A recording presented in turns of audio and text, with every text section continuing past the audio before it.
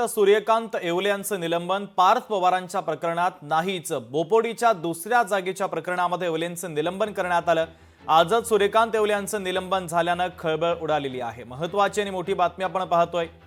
सूर्यकांत येवले यांचं निलंबन करण्यात आलं, मात्र हे निलंबन पार्थ पवारांच्या प्रकरणामध्ये केले नाही अशी माहिती समोर येते। बोपोडीमधील दुसऱ्या जागेच्या एका प्रकरणामध्ये येवलेंचं निलंबन करण्यात आलं, मात्र आजच सूर्यकांत येवलेंचं निलंबन झाल्यानं खळबळ उडालेली आहे।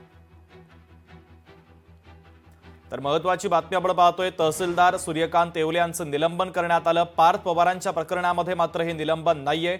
बोपोडीमधल्या दुसऱ्या एका जागेच्या प्रकरणामध्ये त्यांचं निलंबन करण्यात आल्याचं कळतंय।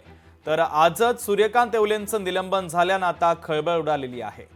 तर महत्त्वाची आणि मोठी ब्रेकिंग न्यूज आपण पाहतोय। सूर्यकांत येवलेंचं निलंबन करण्यात आलं, मात्र बोपोडीमधील एका दुसऱ्या जागेच्या प्रकरणामध्ये त्यांचं निलंबन करण्यात आलंय।